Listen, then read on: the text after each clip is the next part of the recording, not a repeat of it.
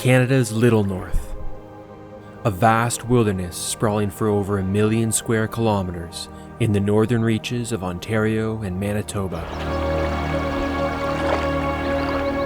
First Nations, explorers, and fur traders have long paddled these storied waters.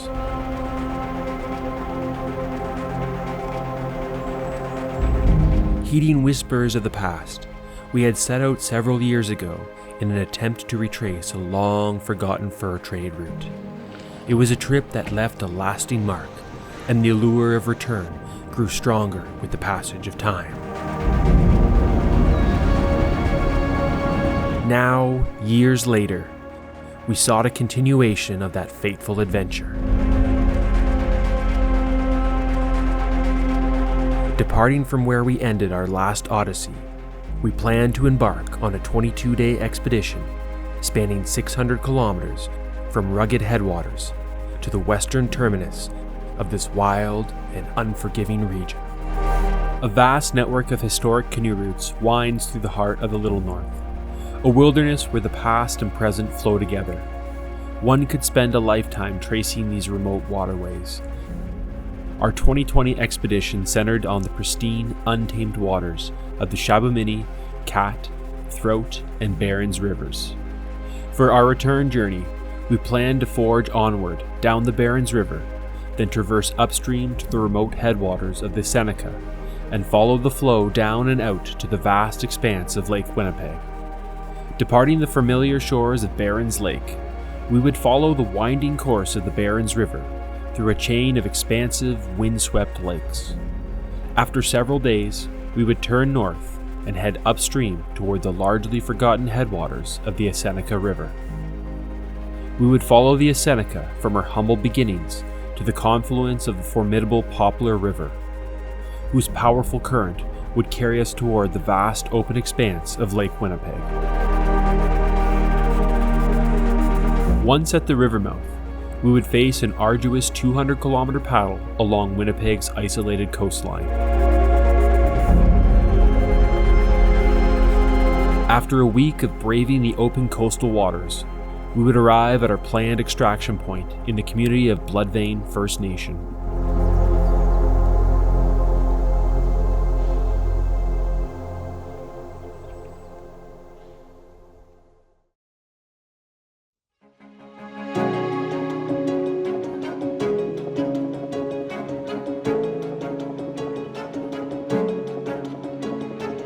We're back here in the Little North. We're about to start a huge canoe trip. Leah and I are about to go for 22 days, 600 kilometers from the Barrens River out to Lake Winnipeg in the community of Bloodvein. We've had to make some last-minute changes. Mother Nature had some other plans for us this year. We were originally supposed to be in the far north of Quebec. However, the forest fire situation is just not safe for us to be up there. And so about 7 days ago, Brad and I made the call, we had to find a new trip. And so we called our amazing friend Albert at Goldseeker Outfitters here in Red Lake, and he was able to hook us up with a last-minute shuttle and help us hash out some ideas for our new route that we're doing. Goldseekers puts people on the water in northwest Ontario. We're based out of Red Lake. We will put people on the water going into Lake Winnipeg. We're offer shuttle services. We have people doing the Bloodvein, Barrens, Poplar Rivers, and points going north. We've got a huge roadless wilderness area to explore. You can't beat it up here. You could be on the water for 8, 10 days, 2 weeks and not see another soul. It's quite amazing that way. The isolation is definitely something that you need to take into account because you can be days away from help. It's not like you can just make a cell phone call and have someone come pick you up. Isolation is probably the biggest challenge. Nothing is maintained really, or minimal maintenance on the portages, especially if you get into some of the less used river trips. There's almost no maintenance on those. Despite the last-minute changes and an exhausting 18-hour drive across the province, the moment had finally arrived. Our journey was about to begin, and with anticipation running high, we were ready to set out on our expedition into the heart of the Little North. It's really hot right now, the bugs are out. It's a little later. We've done a big drive across the province just to get up here, but we're not going to be paddling too far today, just down Barrens Lake. We're on a little creek here. We got about 3 kilometers of creek travel to get to. To be honest, I haven't really thought too much about the trip because it was a big last minute change, and we've just been so busy with things in life that it's only just hitting me now as we're about to start our trip at 8 p.m. at night that it's going to be 22 days of just the 2 of us in the woods and overcoming challenges and a lot of type 2 fun, hopefully, and we'll see where we're at in a month. We're really pumped for this one, and yeah, let's hit the water. This journey is a go.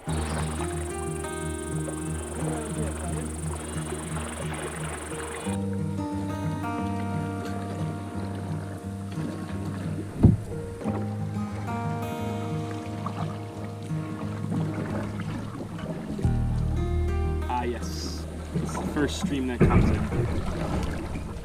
I'll tell you one thing, it'll be great once we get to Barrens. We entered this lake. Cool. Well, like, we're 15 minutes from that sun dipping below the horizon. It doesn't matter. We got on the lake, we're starting the trip. Everything's good. All right, we gotta find a campsite before it gets dark, eh? Mm-hmm.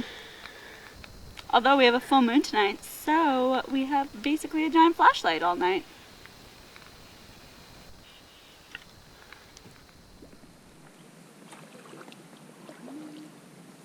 All right, this will do. Land ho. Night 1, Barrens Lake. All right, we made it to camp for the first night here on Barrens Lake. We did about 5 or 7 kilometers of paddling through a little creek and on the lake, and moon's just coming up. Sun just went down about 20 minutes ago. Still a lot of twilight out here, so we're just gonna get a quick camp set up, dinner on our bellies, and hit the hay. It's been a long day of driving. Now, unfortunately, out here in Ontario, it's a restricted fire zone. We can't have any campfires, so we're gonna be cooking over the stove for the next couple nights at least. Once we get over to Manitoba, we will be allowed to have fires over there. So that's not for a couple more days of paddling. That's at least 150, 160 kilometers away. So for now, yeah, just stove meals. But nice little spot, gorgeous rocks, stand of jack pine, it'll do.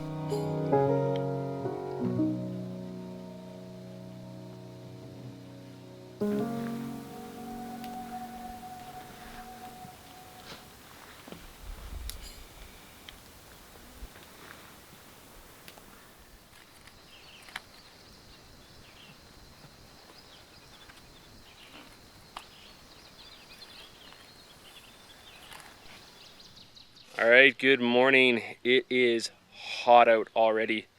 Today we're going to be working our way down the Barrens River system. We're going to be leaving Barrens River behind, making our way down past Panicam First Nation. Hopefully it's going to be a big kilometer day. A little slower to get out of camp here, just with all the gear that we still had to kind of shuffle around and kind of get used to everything. I think we'll start to get more into a rhythm again after a couple days here. But you know, start of the trip, packs are heavy. Lots of fuel, lots of food, so it's a shuffle game to make sure everything fits in properly because the boat is loaded to the nines here. Slight tailwind right now, which actually should hopefully keep some of this heat away because it is stinking hot, and I think the forecast is calling for up to 32 degrees today. So big day, possibly 40 plus kilometers, a couple rapids and portages here and there, but mainly lake travel today.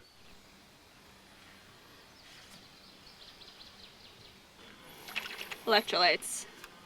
It's gonna be my savior. In plus 32 with my heat stroke susceptibility. It's gonna be hot, but we're gonna make it. We'll do swimming a lot. Oh. There you go. Who needs a swim when you got me and I can just splash it? Oh, feels so good. So we're making our way through Barrens Lake right now, and the wind is definitely picking up. I mean, it's a headwind, but honestly, this is a great thing because it cools us down. It's pretty awesome.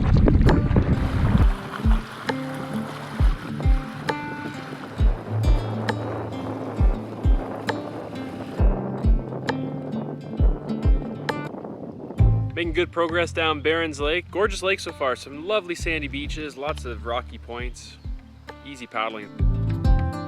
Hot and sunny day so far, but that wind is really helping keep that heat at bay. Actually some whitecaps out there today, and some clouds are billowing, so hopefully we're not getting any thunderstorm. It's still pretty early in the day, an afternoon thing, but we're still hoping to get more distance behind us for sure. First portage of the day, really not too many ahead of us coming up here. Maybe we'll be able to run some of these sets, we'll see.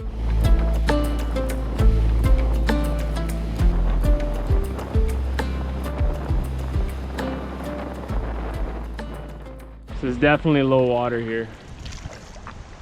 It looks like a pretty much a swift class 1. Just stay left the whole way down. Yeah, far left. There's a bit of a ledge on the right. Woohoo!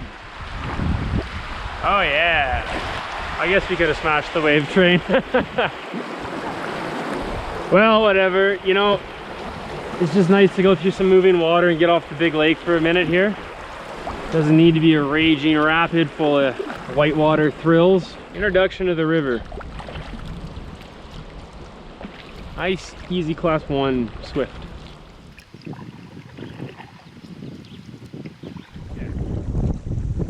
I think it's starting to build a bit now.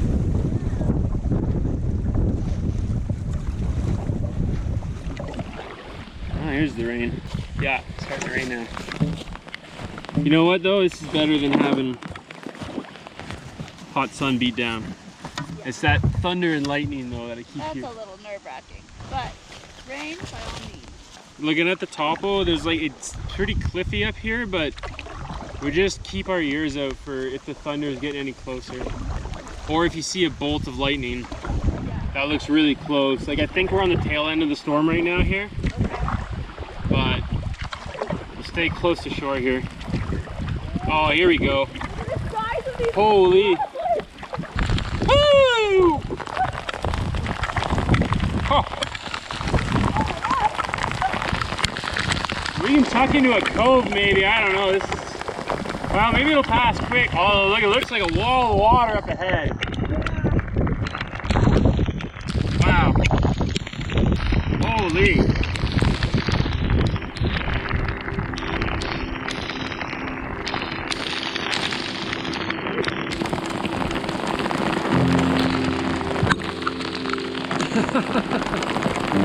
Oh, that's welcome. This is amazing. Oh, I was just thinking about going for a swim too. I don't think I've ever been so happy to get soaked by a rainstorm before. 30 degrees out and you get a nice rain like this. It's just, oh, amazing.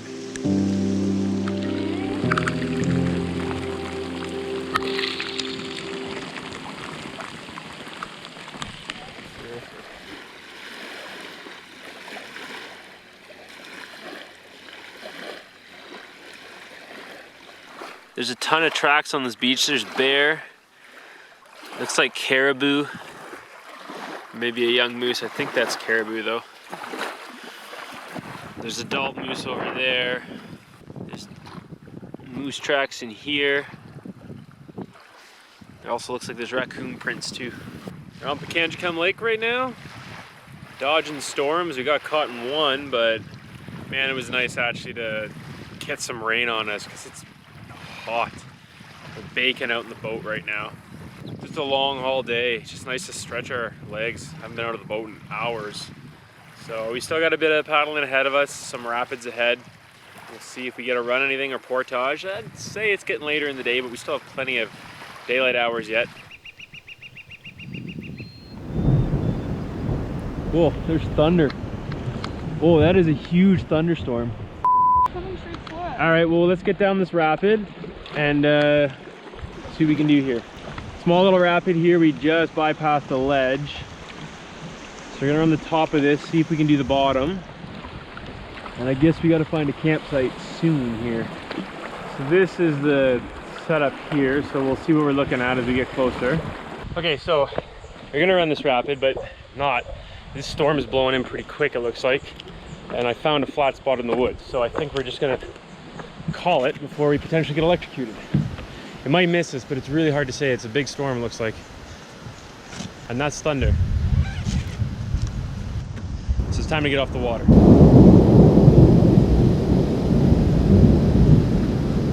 So the storm's about to hit. We managed to find a bush site. It's our first bush site of the trip. I feel like there's gonna be a lot more of these. I secretly love these sites because they mean sphagnum moss, which means like you're sleeping on a cloud. Brad's just clearing a spot for the tent, and I'm the gear mule. See you in the thunderstorm.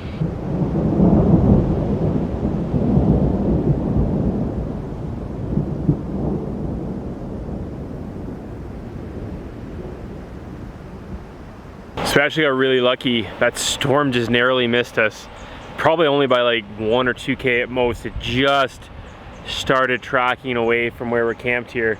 So we did stop a little earlier than we expected, but honestly we still did pretty much close to 40K. We're by a nice little rapid here. It just worked out that there was a good place to set the tent up off in the bush over here. We got this nice sweeping expanse of rock that we're gonna relax out on tonight.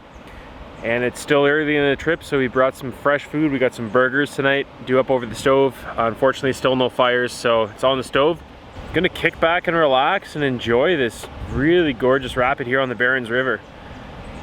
It's a great little spot. The river down here looks amazing too, so really can't wait to see what we have in store for us tomorrow.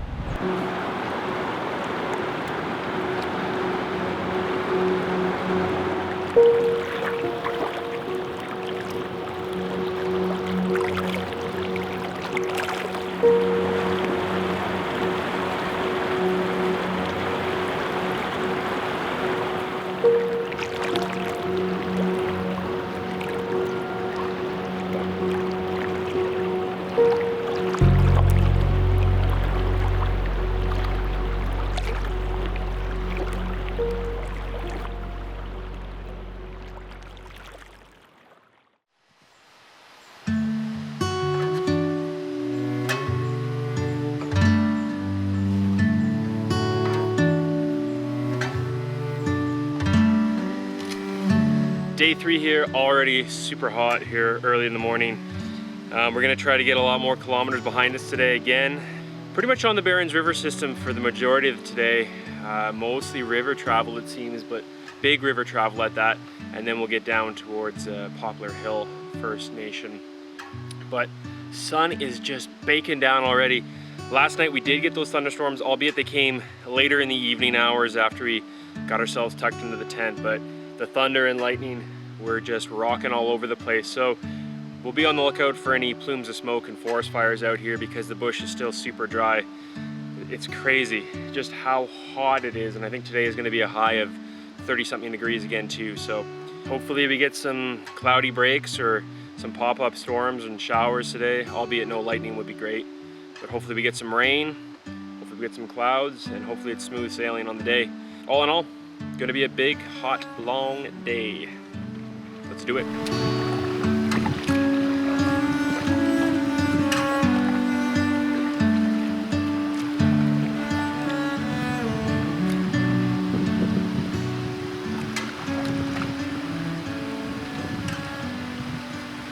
We got an overloaded boat. It's pretty heavy for a 22-day trip out here. We got lots of equipment and gear.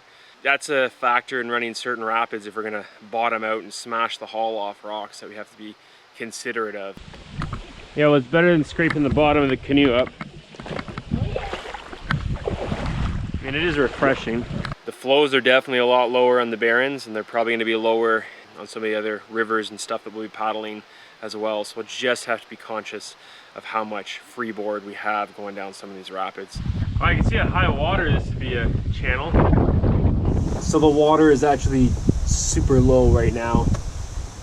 We thought we'd be running some rapids and stuff here, but honestly we're just portaging around dried up channels. There's actually a little lake here and the flow is flowing out of it because there's a main channel, but it adds like 5-6K to the trip. But there's a really well used portage by the First Nations here, about 100 meters in length, so super easy, simple, power on through there, get on with the day. It's better than you'd find in like Algonquin Provincial Park. It's nice. We're between the two communities of Panicam and Poplar Hill. I think it's about 50-60K, and there's only a few portages and rapids, but because of that they travel back and forth between the two communities via motorboat. So these trails are wide and clear as they drag their boats actually along, and there's logs kind of placed all along the trail, so they just roll their boats along. It's convenient for us too. It's nice having a wide clear portage early in the trip when our packs are really heavy.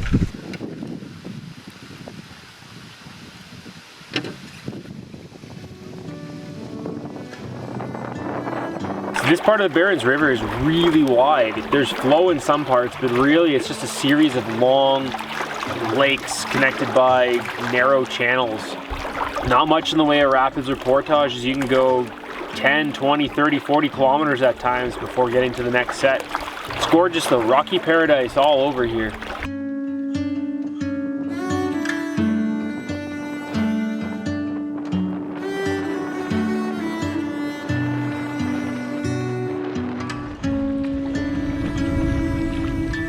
Our initial days along the Barrens River allowed us to ease into the journey, with each paddle stroke drawing us deeper into the pristine wilderness of the Little North. We savored the breathtaking sights and cherished the solitude of this remote expanse, knowing that the river's gentle welcome was merely a prelude to the challenges that lay ahead. So we've been paddling, we've probably done 30K already. River system, pretty straightforward, but actually reminds me a little bit like the French, but there's absolutely nothing out here, no cabins, nothing, just wilderness. Already came across some moose and her calf. We've been fighting headwinds, we've had some tailwinds. The river's been doing a lot of different zigzags and curves through the bedrock here. We got to a section now where it's a C2+ that I marked on the map, but man, the flows are so low right now. You can see by the topography around here with sticks washed high up on the shoreline, the water's down at least 2 feet. 3 feet from at least like high spring flows, but I'm seeing high water marks that even's a foot lower than what would be optimal. So this C2+ just looks like a swift, but it's the really the only rapid on the day, beyond like a set of falls later on that we're definitely not going to run from the sounds of it. So we're gonna do it, have some fun in the little swift, something different for the day. Wind is negating all the current we have. Holy.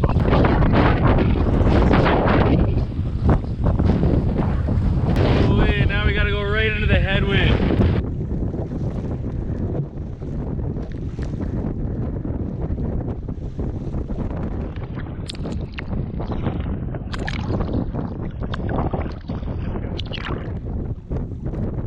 Headwinds, that's all we got today.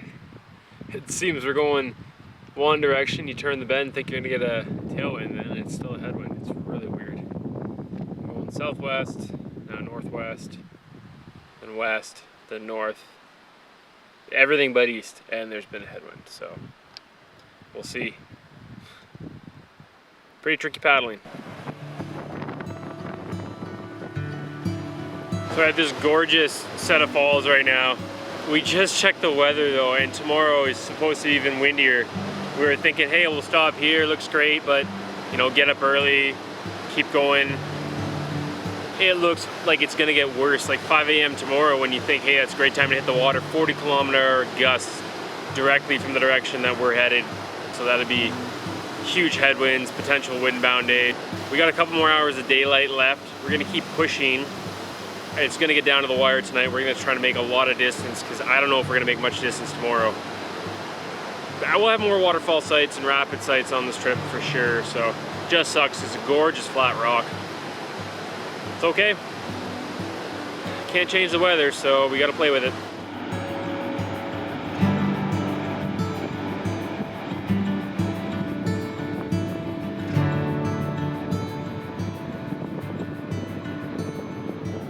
Well, paddle on, shall we?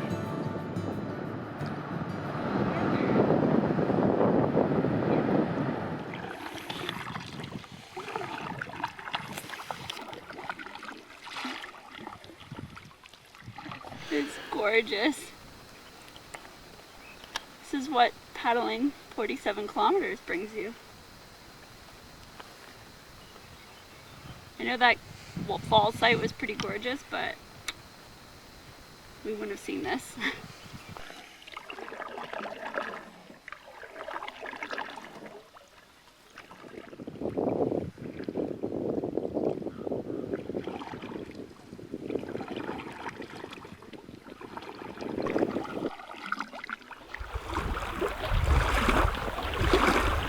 So we're arriving at our site. It's very late. It's around 9 p.m. The sun's setting behind us. It's absolutely beautiful. We're here just about maybe 3 or 4 kilometers away from the community of Poplar Hill First Nation. And Brad and I crushed, if not 50, close to 50 kilometers today.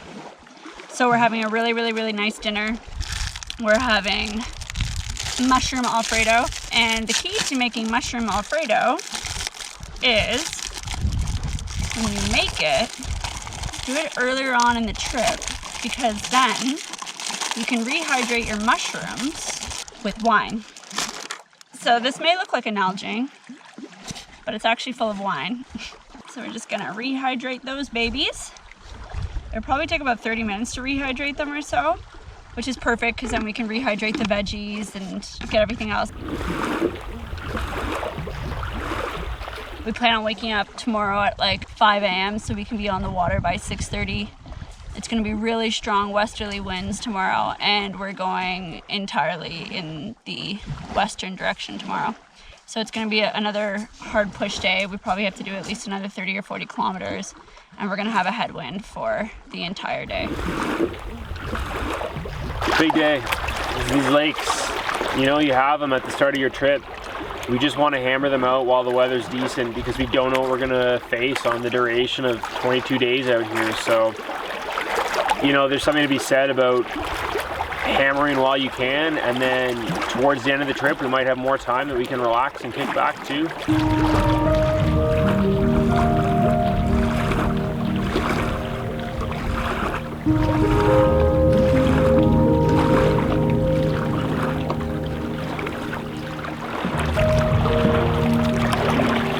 Beautiful out here. It's absolutely gorgeous.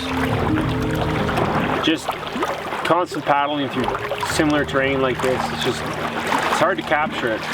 It's gorgeous. That's all I can say.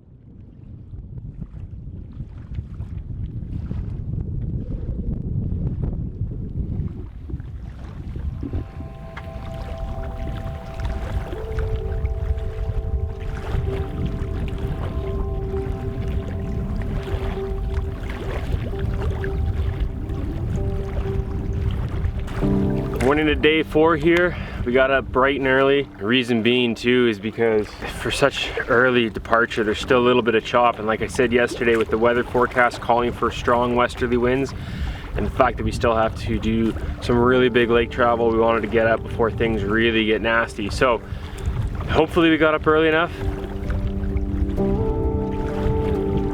So our goal today is to get down Stout Lake, and then from there, depending upon the time and where we find ourselves at, we'll make a decision if we want to continue down the Barrens system or if we want to start tackling up into the headwaters of the Goldseeker River. Basically, we can get there either way. It's just 100 kilometers through large windy lakes like this, or 100 kilometers through narrow, tight streams and smaller lakes with more portages. So we'll see how today goes. Hopefully the winds aren't too crazy.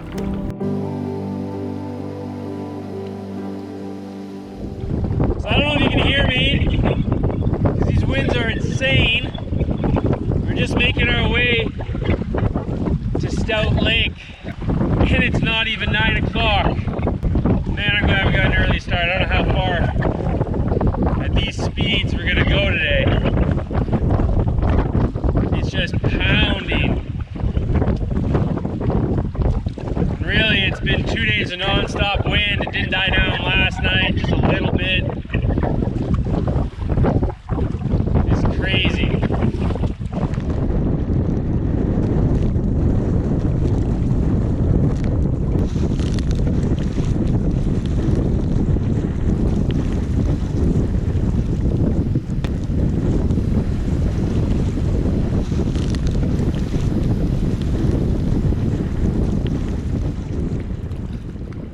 Minor break from the wind here on Stout Lake. We're going north for a little bit, but then we gotta curve and go right back into the westerlies. Great. Catch a little break while we can. This area though burned over at some point in time not too long ago because there's not too much in the way of vegetation left on the shoreline. So it's pretty cool. It's rocky, it's barren, wide open. It's gorgeous out here. You gotta stretch those legs when you can.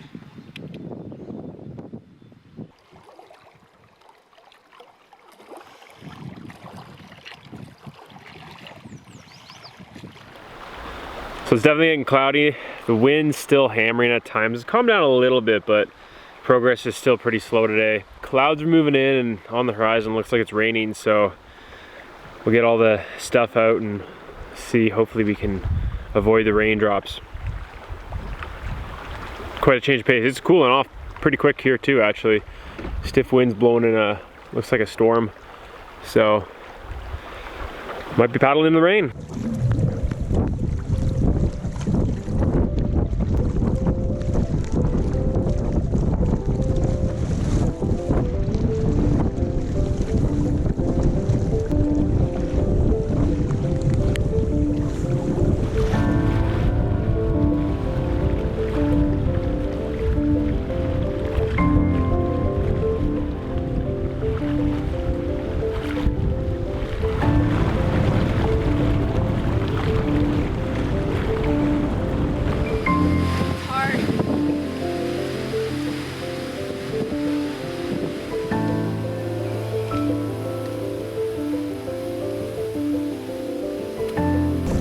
Making our way down along Stout Lake. We've got pretty much a 5 kilometer stretch here. We don't really have any shelter. We've definitely got some wave action. So, take our time, see what we can do here, and yeah, move on through this. Slowly but surely.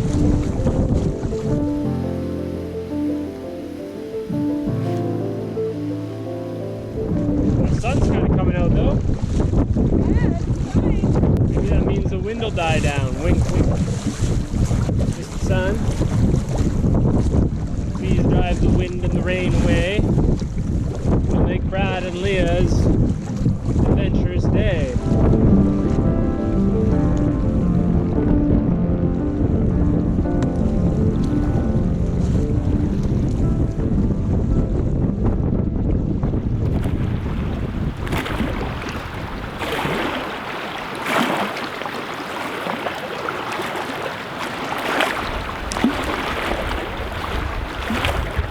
So we made it past Stout Lake today, thankfully. The winds were just abysmal.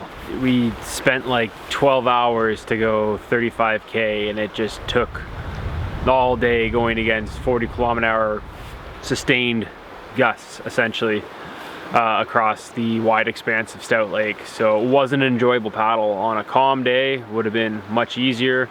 With the tailwind, we'd have flown right across that lake, but it was a lot of hard work. But thankfully we still got to our site with decent time, but we're sore, we're tired, ready to relax and recharge before we start going tomorrow. Gorgeous little rocky site we got here though, with jack pine and sphagnum moss for the tent underneath, so it's worth it. Good hard day paddle.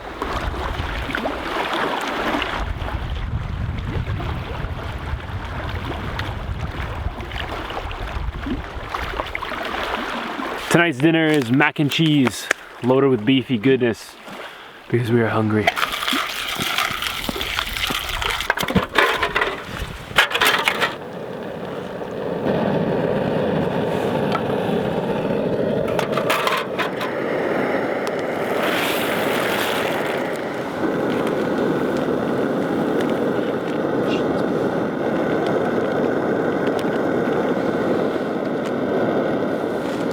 Having beefy mac and cheese because that's what we always have when it's a really hard day, and I can't wait. I'll probably eat enough servings for 3 people.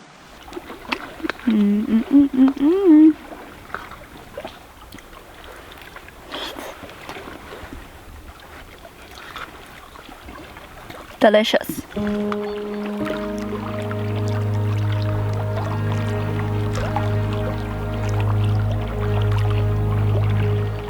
today was just absolutely insane. Probably one of the hardest paddling days we've ever had. We've paddled for 11 and a half hours and only got about 35 kilometers. So with that amount of time, we should have been able to crush about 50 to 55 kilometers.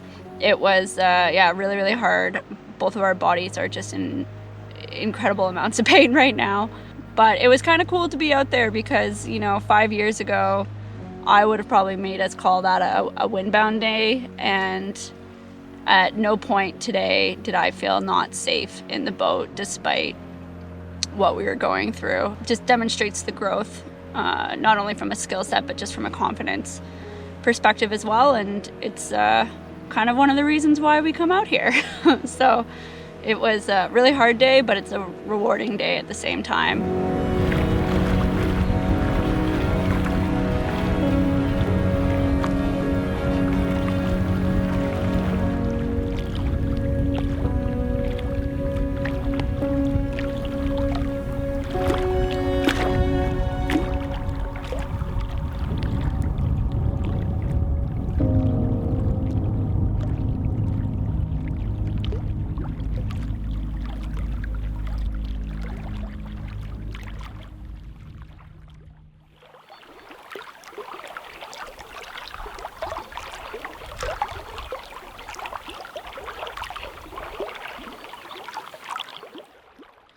Morning.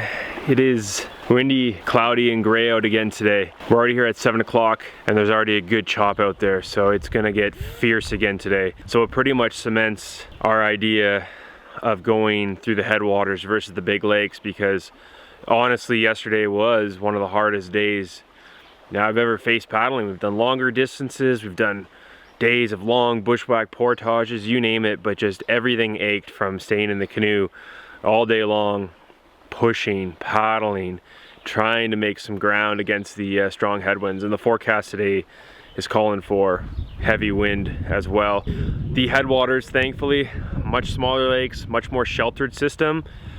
Hopefully that should be a little easier going despite the unknowns of some of those portages going up through that area. So only a couple more kilometers of big lake travel here ahead of us versus like 120K of struggling. It's gonna be a hard day no matter what. So let's get to it.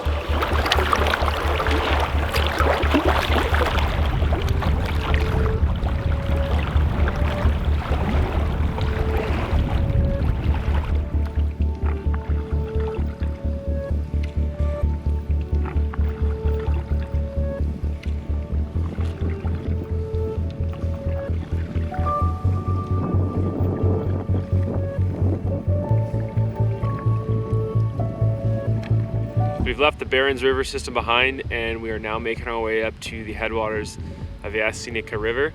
It's calm in here, thankfully. A little bit of a wind, a little bit of a current as we do an upstream push towards the headwater lakes. But it's so much easier going thus far versus battling out with the heavy winds out there.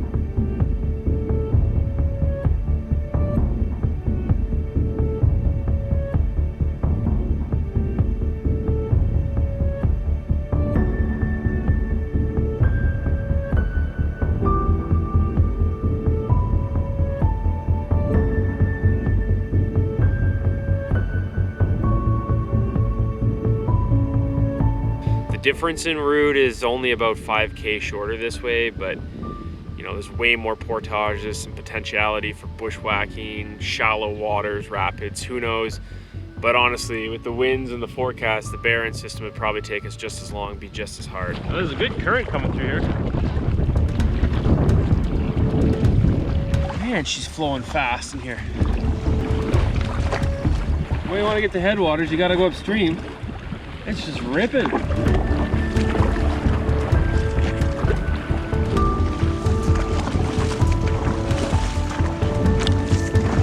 It's going to be a potential struggle, but it's also really cool to travel a river from its headwaters basically to where it flushes out. And that's what we'll be doing this trip as well. So much like our last journey through the Little North where we took the Throat River down to the Barrens, we're doing the same thing this time where we're taking the Seneca River down to the Poplar and out to Lake Winnipeg.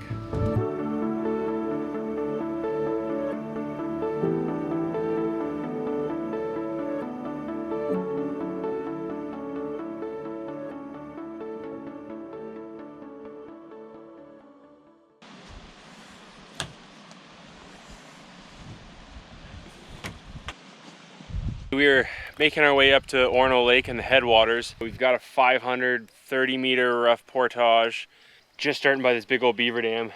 Real hard to find from the shore, but we're basically going to be crashing through all these alders and poplars and stuff. Pack mule. Gear up, go for it, and yeah, hopefully find water on the other side.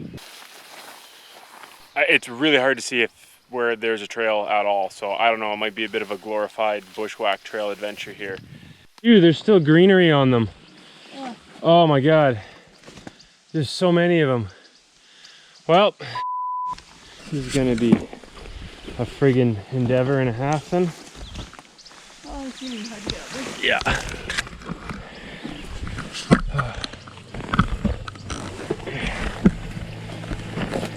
Yeah, there's old cutwood. All this shit is fresh. I hate poplar forests. Like, this clearly is a trail, but that's also in the way. We'll probably have to just find a way through all this blowdown and then see if we can find a way back to what would be the trail. There was an old trail we were following. There's no way. There's no way. Like, it just looks like someone dropped an atom bomb on here and like nuked the trees. This is insanity. I think the trail's down there, but like, we gotta find forest that's not matchsticks. What in the hell have we got ourselves into here? There's no way. Holy frig. Man, the winds that must have done this would have been insane. Are we going in the right direction? Well, yeah, the sky and the hill over there has been kind of where I've been aiming at. We haven't moved very far. That's the other kicker. We've been struggling and we're barely going anywhere. I don't understand. If I was portaging by myself, I'd get nowhere. Brad's trail finding skills are absolutely insane. Insane. 20 minutes later, one ripped pair of nice rain pants. A lot of colorful F-bombs. We are on a trail and out of the blowdown. Oh, hell yeah. There's the lake. Oh my God. Wow. So it's about 300 meters of jammed up crap. Hell, if you will. And then 250 meters of good trail. I don't think I've ever been so happy to see water, but I still have to get that friggin' boat. So the local Treaty 5 communities, probably Poplar Hill, Deer Lake, maybe even Pungasi. This is their trail that we're following. They are gonna be in for a little treat when they see that half of their beautiful portage, that's probably a historical portage, has been decimated with freaking blowdowns. But they'll probably just come with the chainsaw and get it tidied up in no time. Sometimes you can't portage the canoe, you have to drag the canoe.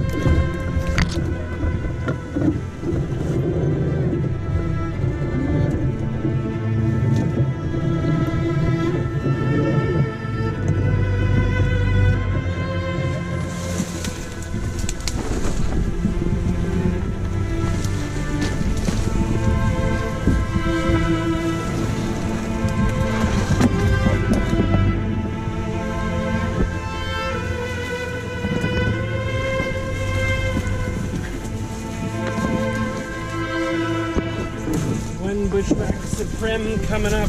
Oh my God, that's cool.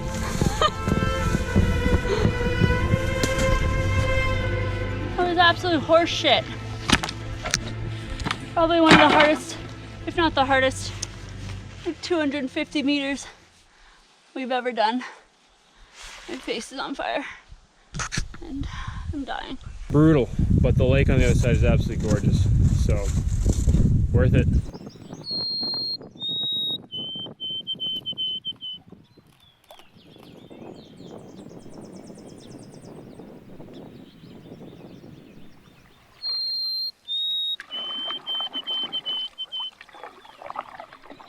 just making our way down an unnamed stream. I'm pretty sure it's the start of the Bradburn River, just not marked up on the map, but the flow makes sense.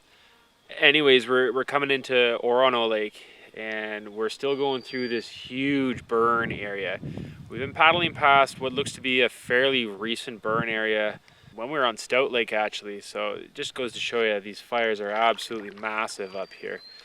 And of course, you got to respect fire too. I mean, it's sad we can't have a campfire this year on the Ontario portion of our trip because it is a restricted fire zone, but you can just see the damage when one of these fires gets out of hand. But up here in this wilderness area, a lot of these fires are just left to their own natural sort of path. They're not put out, so they burn large swaths of wilderness.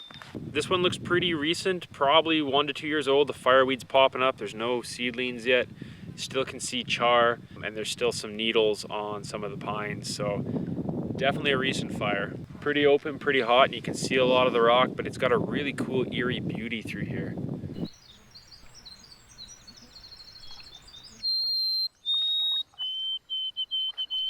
So we're just on the Bradburn River and come across our first downstream set of actual rapids. It really can't run the main channel, just a couple boulders and stuff. There's a good amount of flow, like water levels are up. So we're just gonna take a little sneak line that we're gonna wade down and then just ride the outwash because it's just far too tight. We're smash the canoe all on rocks if you take the main line.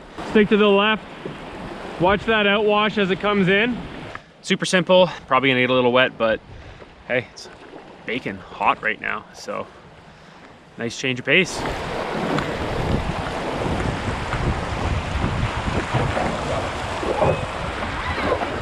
Oh, we hit something there. Oh, we got another rapid ahead. Probably line it instead. Okay.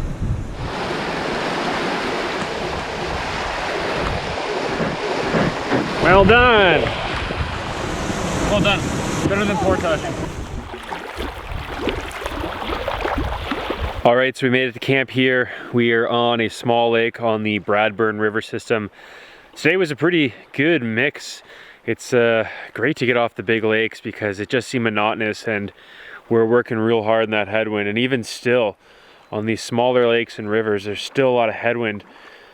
This lake is still full of chop as the evening's wearing on here. I wanted to get out in the boat and do some fishing. Instead, just did some stuff from the shore. Caught a little pike, and don't really think there's much else beyond pike in this lake.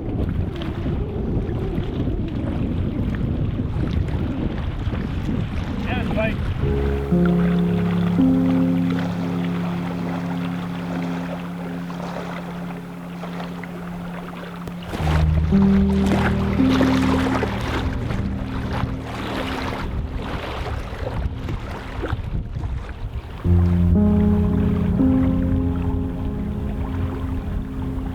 Great day today. I struggled through on the one portage and did a good mix of everything else, going upstream, downstream, going through lining and wading on some rapids. And we've got this gorgeous site here on this lake. Our own little private island, flat, smooth rock tucked away in a scenic little grove of stunted tamarack and black spruce and jack pine. Really nice here. Absolutely A1 spot. We're just gonna kick back, relax, and enjoy the sunset here. Perfect day.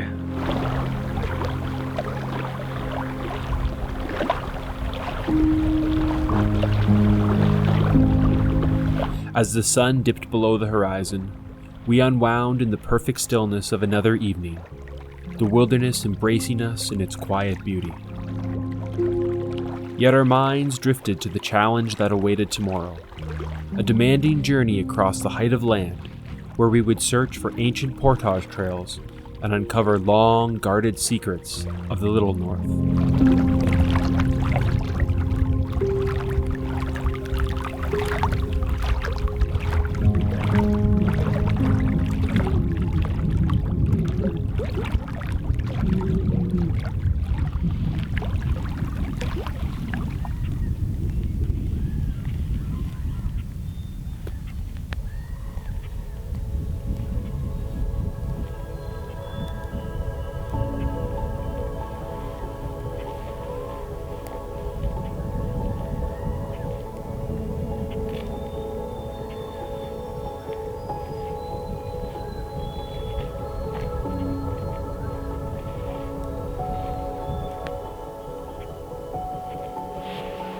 Gorgeous morning here, day 6, and today we're going to be heading down the Bradburn River system until we get to the headwaters of the Seneca River.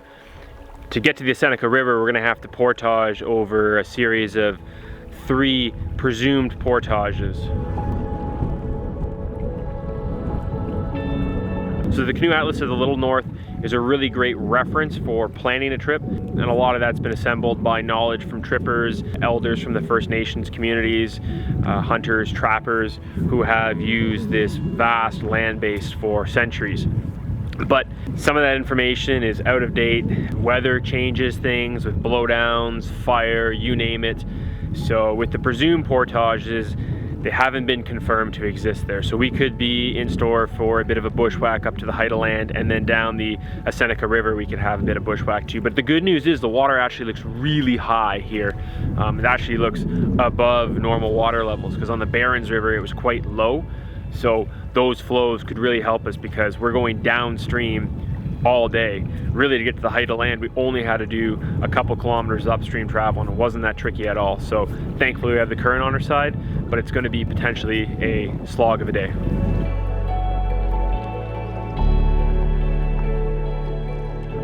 Okay, first rapid of the day on the Bradburn. Just looks like a real easy kind of bump and grind. So poor canoe, bit of a cheese grater here, unfortunately. I'll pick a line down here. Might have to end up waiting. Let's just hope we don't hit too many rocks. It's very short though, at least. I don't know if we're actually gonna be able to, we might have to just wade this.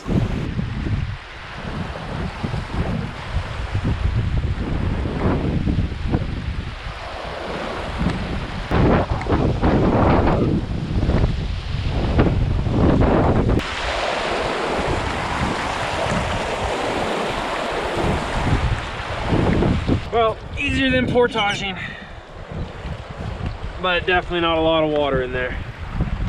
So we're at the Headarters Crossings. 3 portages, a couple little ponds to get across. We're leaving the Bradburn system behind, but we are going through the old burn still. Looking around here, can't really find any traces of a portage. Like I said, these were presumed trails anyways, but the good news is the sight lines are great. You can see through the bush. So at least for bushwhacking, it should be pretty easy comparatively.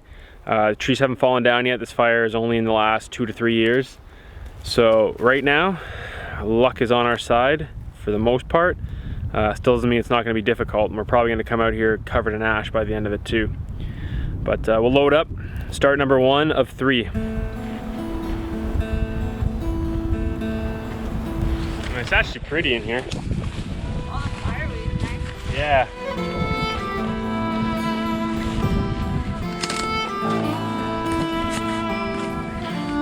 Kind of the left of us, which is good, but I think we just stick on this trajectory and we should pop out at that lake.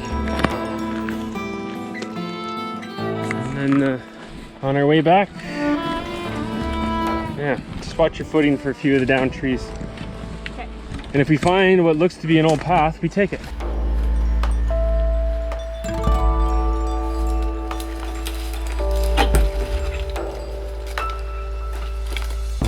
The first portage was nearly lost to time, scarred by fire and long abandoned by travelers. Yet, amidst the remnants of the wilderness, we caught glimpses of the old trail, subtle signs that we were on the right path, leading us deeper into the Seneca's headwaters.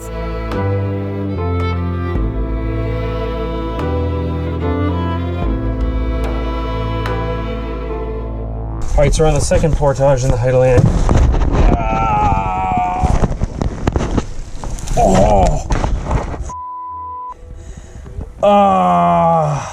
The yoke just slammed into my spine. The bow hit something.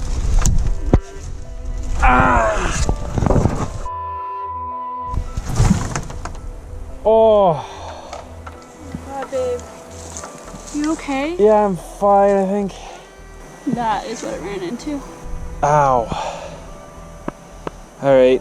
Well, everything was going great on the second crossing until I ran the bow into a log. I couldn't see that thing. It was right at bow height. Like the canoe is blocked by it. I just smoked it right here. So I was saying before I cracked my back, this is around the second crossing. of 3 on the Headartland, and it's not too bad actually. A couple blowdowns here and there. Move off trail just to get around them. Really, it's a nice open jack pine forest though, so things are going pretty well. Well, as well as they could be. See, I knew that one was coming, so I ducked into that one.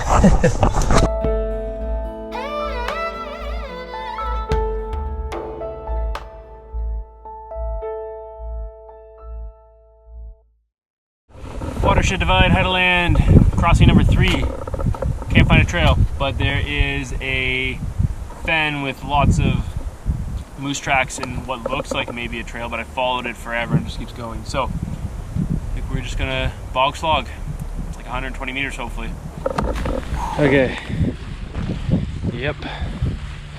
Bog slog. Watch your footing. Pretty dicey. Well, I don't know where that trail went.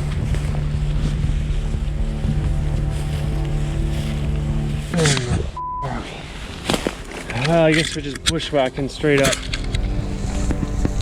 If you haven't noticed, I'm not 100% myself today. Stomach bug or something's hitting me, and my energy is just gone.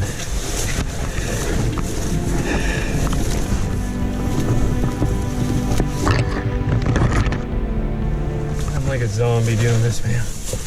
Oh. Holy.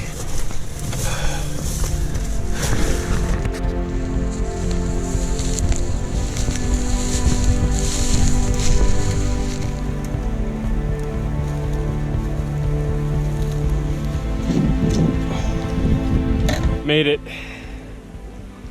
Downstream now in the Seneca.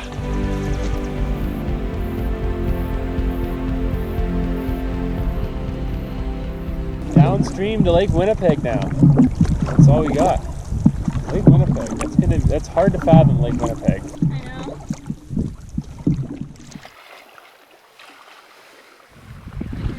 It's hard to believe, but this shallow, narrow, winding stream is the Seneca. And eventually, it's going to be a huge river.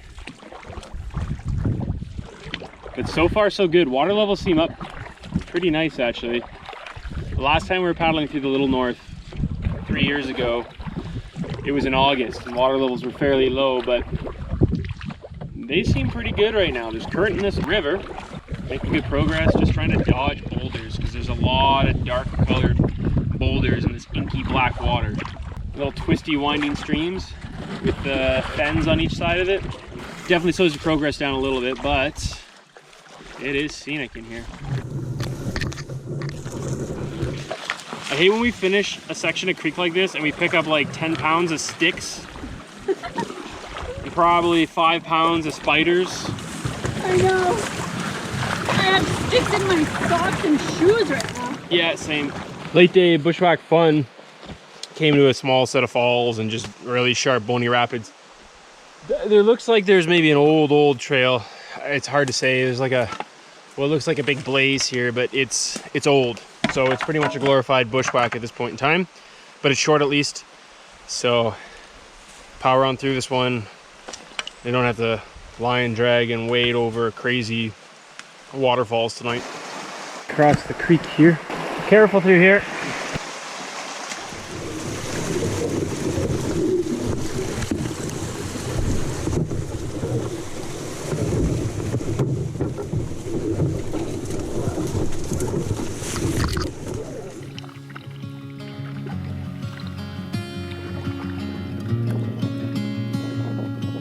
Another beautiful lake indeed.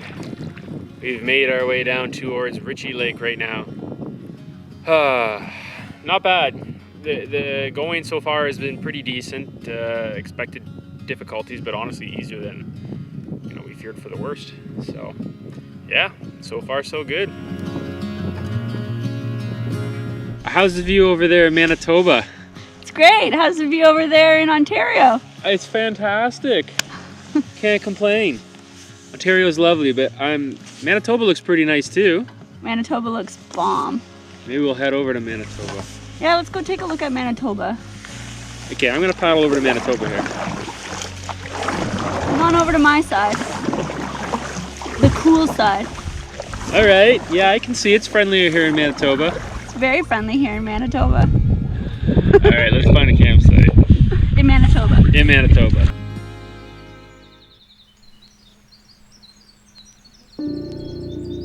Feel absolutely exhausted right now. This is probably the most tired I've ever felt on a canoe trip. And like, we've done harder stuff before, gone for longer. We're only on day 6 and I feel just annihilated. It's not even close to being the hardest thing I've ever done, but I think the weather has been playing a big factor in this. And also my stomach bug sort of dealio is not helping either, but my face is on fire from the near constant headwinds, strong headwinds. There's just no amount of sunblock protects you. It's just, it's hot. It just feels like it's on fire. I'm exhausted. I can barely move. Yeah, the yoke hit my spine today definitely left some big bruises, and I can feel that too. That's the result of the yoke slamming into me on that portage. Oh, it aches. Today was really, really hard. I think we've both just hit a wall of exhaustion. I woke up feeling like I couldn't move.